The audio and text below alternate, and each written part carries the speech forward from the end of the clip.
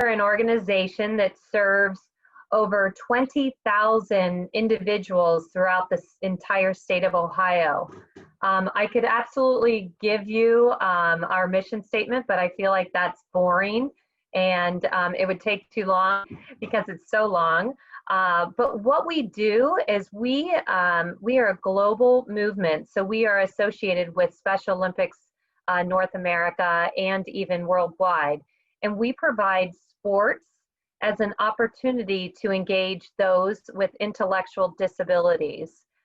We start our athletes at the age of 8 years old, and many of them carry on for decades throughout their lifetime. So, you know, the other interesting things that we offer for these individuals are healthy and wellness initiatives so that these athletes have the opportunity to learn about and be mindful of the wellness choices that are out there for them. Additionally, one of the most exciting things that we do for our athletes is we provide them with an opportunity to be socially connected to other friends. Many individuals with intellectual disabilities do not have that network. And so we provide a base for them to engage in these activities, which lends itself to built-in friendships. And many of these athletes have the same friends for decades as they participate. The last thing that we really like to talk about is that we give those with intellectual disabilities an opportunity to stand as leaders in our community and integrate them as individuals that have a voice and have an ability to express their opinions and be active members of the community, making choices and decisions for the best interest of our organization.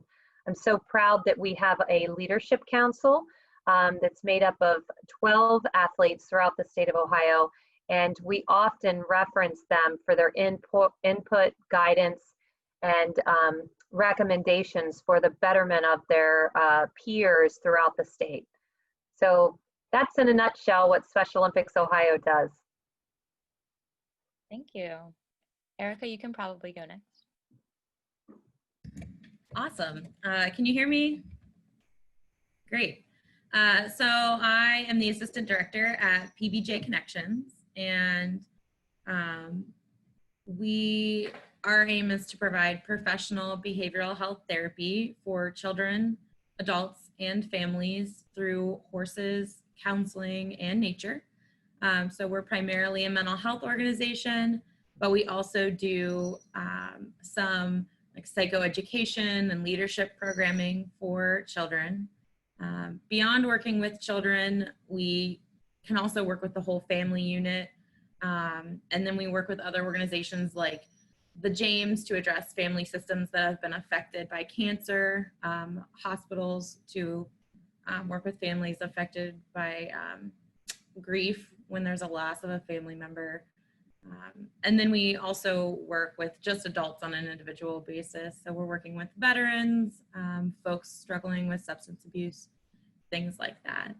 Right now we're doing teletherapy. We also are seeing people in an office setting for talk therapy. And then the program that we're most excited about, and the reason that we were founded, is our equine assisted psychotherapy program, which is outside with the horses, and they are kind of a tool to help meet the therapeutic goals. And this is a really important thing for children to have access to. We work with children as young as 6, but often talk therapy isn't recommended for young children. They don't quite process that mental health information or trauma verbally. They learn through experience and hands-on modalities. So what they're able to do in our program is have experiences that keep them engaged and keep them learning about emotional health and trauma and anxiety and depression and all kinds of things that kids face today. So if you got questions about kids and mental health or equine assisted therapy, put them in the chat. Awesome, thank you. And then Molly? Good morning, everyone. My name is Molly Seguin, and I'm the Director of Volunteer Experiences for COSI, which is Central Ohio's Center of Science and Industry. I want to thank Alex, Alyssa, Lily, the entire planning committee, and everyone for being here today. This is great, and I'm so excited to be here. COSI, for those of you who don't know, is Central Ohio's leading science institution. In 2020, we were voted the best science museum in the country by USA Today, and we're really founded on volunteerism when we first opened our doors on Broad Street back in the 70s. Pre-COVID, we had one of the strongest and most vibrant youth volunteer programs, not only in the state, but in the nation.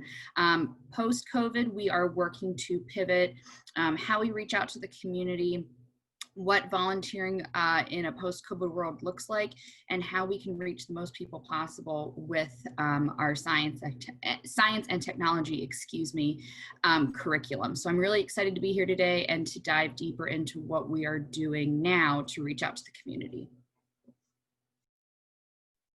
Awesome, thank you guys. So just a reminder for all of the attendees that at any point, if you had a specific question, you can throw it in the Q&A feature, and at the end of this panel, the last 5 minutes, I will go through those as well.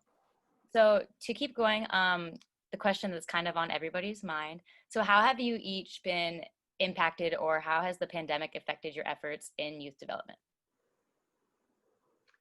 I'll go ahead and start with that. The pandemic has really, I guess, exposed the enormous effect that this isolation has on our athlete population. For most typical individuals, I know my own children themselves feel like they're being impacted so negatively by having to interrupt their normal schedules.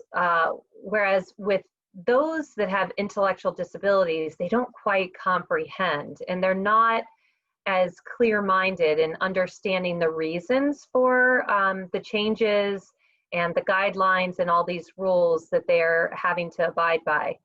So the biggest effect that it's had on our athletes is just interruption to their normal routine. And many of you might realize that those with intellectual disabilities need to have that routine in order to just get through the day every day. So, you know, with all of the implications of COVID-19 this year, we've seen our athletes become much more isolated and strained mentally, and, you know, wanting to have answers. And we just, you know, we're doing everything that we can to give them that connectivity that they need, knowing that we're still here for them, and, you know, and helping them to make decisions that are in the best interest of them during this time. I can go next. So, you know, just to bounce off what Christine's talking about, so many more mental health issues have become amplified, and especially for children, not understanding how some of the things, the routines in their life were coping skills for them.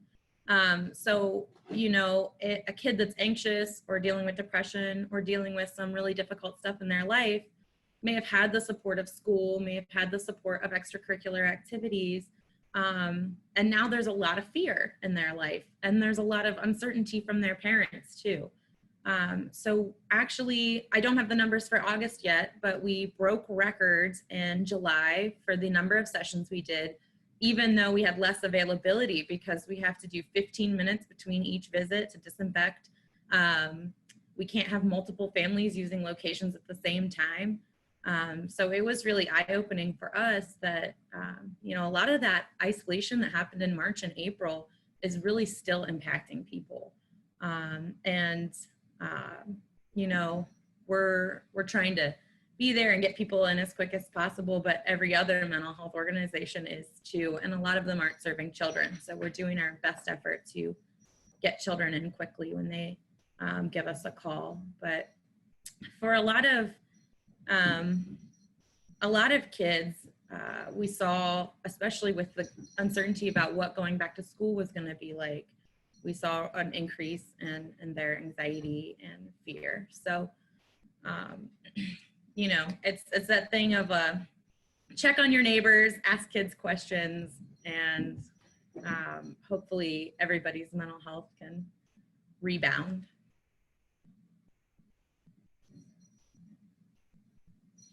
So as a obvious science institution, we were tasked when everything was happening, not only to take care of our physical building, but also provide science based research and knowledge of what's going on to the community. So COSI closed its doors in March. And was closed until we prepared to open on July 8th again with a altered experience. For individuals who have not been to COSI pre-COVID was a hands-on learning experience, we encouraged people to touch things, to stand close to people, ask questions, congregate in small groups when we were doing our tours, and that obviously could not happen in a post-COVID world. Like I said, we were slated to open July 8th, but due to the increase of cases in Franklin County, we decided against that, which was really, I believe, the best decision to keep our community and our employees safe. Obviously, it has impacted us greatly, the closures, especially in the volunteer department. As I mentioned before, we had a really strong, specifically youth volunteer department pre-COVID, where we were working with about 300 to 380 youth volunteers who would come in either during their school day with some school contracts we had with local high schools in the area of alternative learning models, or students would come in on the weekends on their own time and volunteer, and for the safety of everyone, we had to shut that program down. So I'm really excited to talk about the future of COSI. I think that, you know, it was a true hardship that we went through from March until this point in time. We have a lot of exciting partnerships to transition a lot of our materials from hands-on to digital. And I really, really believe that that is the way of the future, even in the times we're living in now, even if we get back to a new normal. I believe that we will be really involved in that digital platform to get the science out, because at the end of the day, we want to make sure that we are reaching as many people as possible and providing them with the factual truths, not just, you know, hyped up or theater performances of what actually is going on. So I take that really seriously, and that's a really big responsibility that COSI has. Awesome, thank you. So going from there, we do only have about 10 minutes left. So my next question, I'm going to jump down to one that has already been asked in the Q&A too. So I want to hit that one. How has COVID-19 affected the work that your volunteers can do? So Special Olympics Ohio has over 10,000 volunteers throughout the state. And, you know, we continue to stay very connected to them. We have email communications that go out every month. And because we are not doing in-person statewide activities and competitions, we are calling upon our volunteers right now to do we created this letter writing campaign, and it has been put into use so that those athletes that have continued to stay engaged with us via our virtual programming that we're offering through our social media platforms, our volunteers are in fact writing letters of encouragement and motivation to many of our athletes throughout the state that are participating in this. We've also engaged them by including them in some of our ongoing virtual programming by giving them an opportunity to speak on a Motivational Monday presentation or a quick video that we are going to be putting out there. So we continue to seek opportunities. One thing that we will be doing is for at least 5,000 of our athletes, we are putting together care packages that will be distributed to our athletes at home, and we are going to be asking our volunteer base to help put those care packages together and help us deliver them to the homes of our athletes and to the group homes where our athletes live. So, you know, definitely a new expectation for them, but we're keeping them engaged because they're so purposeful to this organization. So we don't have a super big volunteer base to begin with because our therapy sessions are just that. They're mental health therapy sessions that we don't need volunteers for, which differs from the therapeutic riding model. We have at least 2 incredible therapeutic riding organizations that help folks with physical disabilities and intellectual disabilities around Central Ohio, but we really are just focused on mental health issues. So it would be like having a volunteer in your talk therapy visit, which would be a little weird. We do have some volunteers that are still helping us support the emotional health of the horses by grooming them, kind of giving them their adult time is what we like to call it. It's peaceful, calm time for the horses to get a little bit of love and support. That was completely cut, and now we've brought it back in a small way, so it's full. Typically, we have a lot of volunteer support for our fundraising because most of our families face financial barriers to receiving mental health care. They can't afford their copays or deductibles. Maybe that sounds familiar to you. We actually had a lot of families lose insurance when it came to COVID, and we're committed to serving families no matter what the financial situation is. So a lot of our volunteers typically are at outreach events with us. They're helping us with small fundraisers that we host with the therapy animals, and none of that is happening this year, and there's no plans for us to be doing that in 2020 right now. We're looking at spring 2021, and we did do a small drive-by event in July, which was incredible, but the volunteer opportunities are a little slim at PBJ Connections right now. We've got a big email list, and we're excited to get more people on it so that when those opportunities open back up, that we can fill them up. So this is where I get to talk about the fun stuff, right? Because talking about COVID, sometimes I think we can get a little down in the dumps about it. So as I mentioned before, as it relates to day-to-day operations, our youth program, our adult program, and then our internship program, which is specific internships for 2 or 4 year collegiate students, are in the process of being redesigned. So one day when we do open back to the public, we will reveal those programs as it relates to our physical institution. We have a really exciting volunteer opportunity that has been getting a lot of great traction in the press. We received a grant from the Franklin County Commissioner's Office to provide science kits for underserved, underprivileged families who might be receiving some assistance over the summer and now heading into the fall.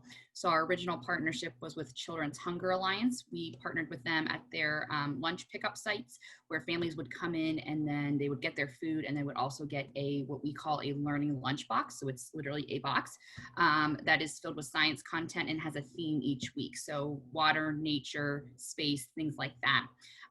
We are so excited to have a partnership with the Virgin Hyperloop, where we are their educational partner, not just for Columbus, not just for Franklin County, not just for the state of Ohio, but for the entire US of A. So we're hoping to take that Learning Lunchbox program if outside of Franklin County, outside of the state of Ohio, which is also really exciting to partner with other nonprofits in the community and in the United States who have that connection to families who might be in need due to this educational truly crisis that we have going on in our country right now, where we have parents who don't have an option, but they have to go back to work, but they also have school-age children in their home who need to continue to learn.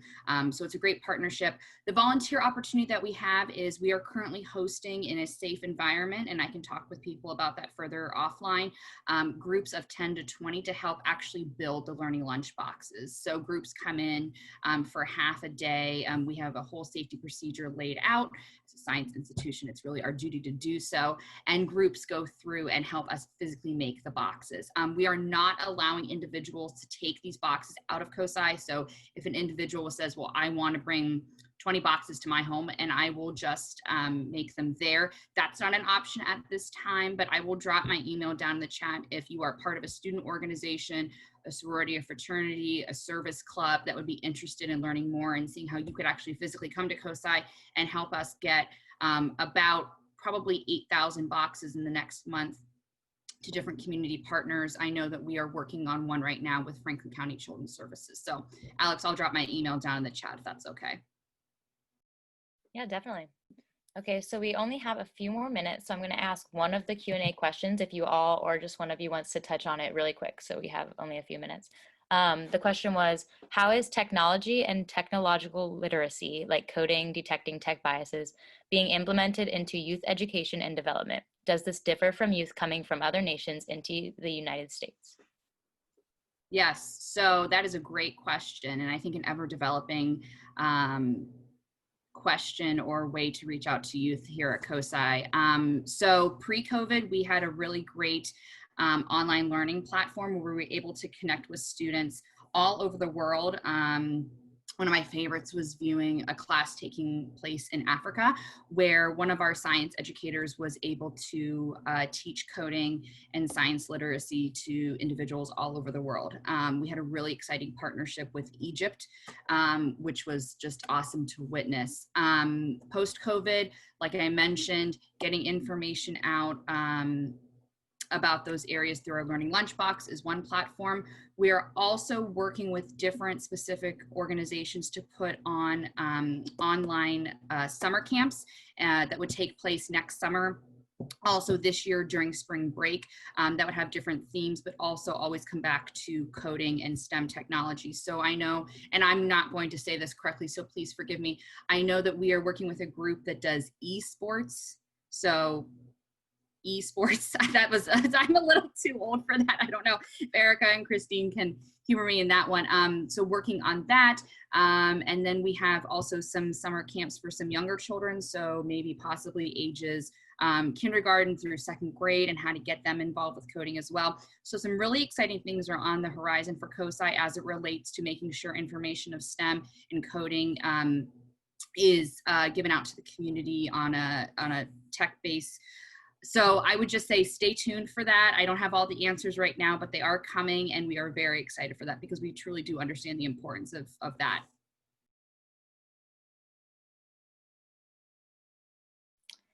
Okay, if you guys had anything that you wanted to add to that, we have about 1-2 more minutes, so you guys can feel free to add. So to add to that, what we've identified is that the technological shortcomings that our athletes have is pretty significant. We, as I mentioned, I mean, we service the needs of over 20,000 athletes throughout the state of Ohio, and those are in geographic areas that are socioeconomically challenged, and it's really become obvious to us that many of them are without technology. And so one of the funding priorities that we have created, and it's something that's very new to Special Olympics because we've always been able to provide in person and allow access to competing in person at a statewide level. And because we have had to pivot and go virtually and do virtual programming in order to reach our athlete population, it's incredibly important that we find ways to use technology and build or bring technology to these athletes so that they can stay connected. Because one of the greatest challenges for our athletes today is just allowing them to be able to be with their friends. And you know, even if it if we can give them access to be able to chat with one another via a tablet or some sort of technology, it brings hope, and it gives them that sense of security, having the connectivity to those we've seen for many, many years. So, you know, I think to sum it all up is we've just recognized, as many school districts have recognized, that there are many that are struggling to have the amount of technology that they need in order to survive this global pandemic. Awesome. Thank you guys both for those answers. Those were very thoughtful. With that, we are out of time for this panel. So I want to thank you guys on behalf of all of Pay It Forward. Thank you for coming and giving your time. That was a lot of great information for everybody listening. But from here, we're going to go into another break, and then in about 10 minutes, everybody can come back for our next panel on environmental stewardship. So thank you guys again. Thank you.